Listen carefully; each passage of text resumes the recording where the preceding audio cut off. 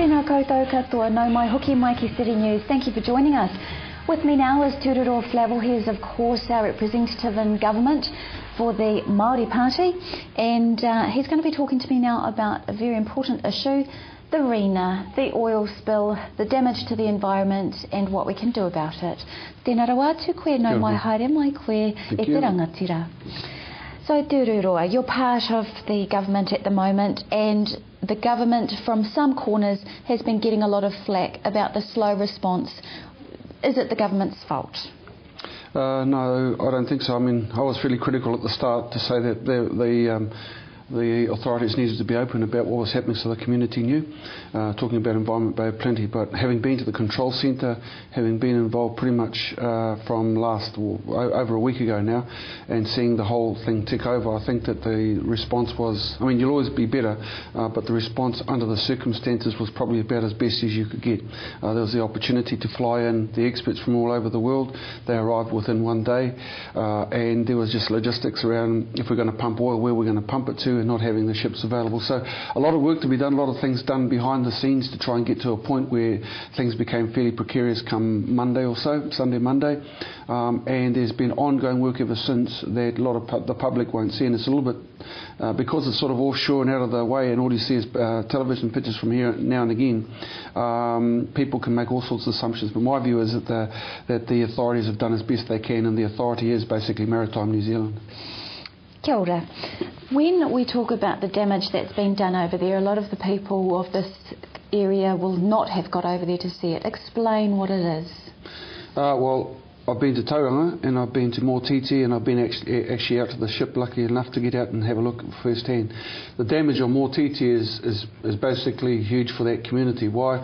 Because they have logistic issues of getting back to the mainland, costing $200 both ways to get back. Return trip to get back to Motiti to pick up food. So if they run out, they basically just go down to the sea, and they refer to the sea at this point in time as their kāpata kai.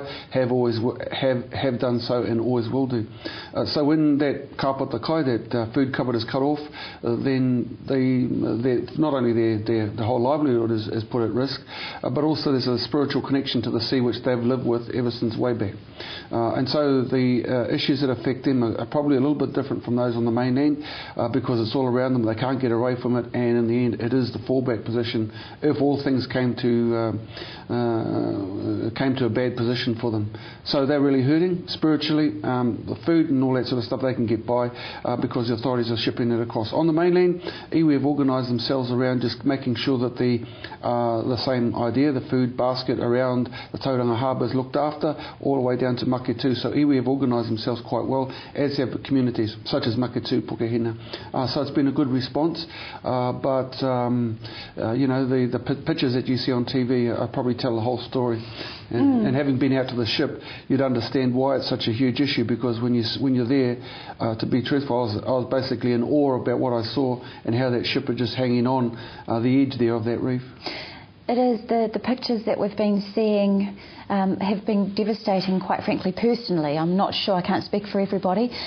How important is it for the government to keep the public up to date with this, especially with the election coming up? Well, elections aside, I think it's just a matter that the community expect, and I think that there's a general admission that the communication lines weren't very good at the start, even though the work was being done behind the scenes, and that they could have done a better job, and that's why basically I call a hui myself of all Maori to try and get them in the one room to hear from the horse's mouth, as it were, the head of Maritime New Zealand, what the situation was. We've had a number of hui over the length and breadth of this last week, and people have felt a little bit better. So, you know, communications line could have been a little bit better. I'd like to return to what you were saying before about the kāpata kai, the cupboard of food, the food storehouse of those people. When we have a beautiful example of how people can live off the land, and it is ruined when the environment is ruined, what will that help the Māori Party to focus on with your environmental policies? I don't know whether we can make a link to that. I mean, the first thing is some people have tried to make the link between drilling for oil and this catastrophe. I mean, I've been told there's over 3,000 vessels come around the coastline of New Zealand in the course of 1 year. So it just so happens it's a big one. It just so happens it got grounded on a reef out in the middle of the sea where, with technology today, one would believe that would never have happened. It has happened, so we've got to deal with it. So in terms of environmental issues, we're always about caring for papatuanuku, but there are some things that are outside our hands. Just as much as the weather is outside our hands, that might hamper the ability to take off the oil and the containers from that vessel. It all might just come to mush in the next couple of days because the end of the vessel might sink. Who knows? But those things are outside our hands. You can only control what you can control. So how much longer do you think it will take for this oil before we return to the pristine beach that we once had?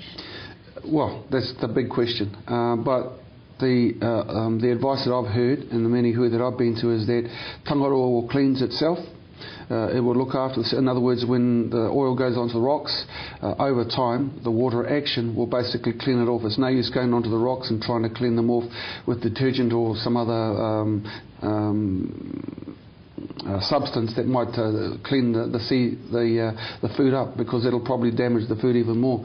The general advice is to let the sea do its thing, to clean out the food cupboard, and it'll happen over time. Won't happen in one day, it'll happen over time. It will depend on the thickness of the oil that's gone into the environment, the sea environment in a sense, and in terms of the other areas around the Bay of Plenty, up and down the coast. Again, over time it will cleanse itself.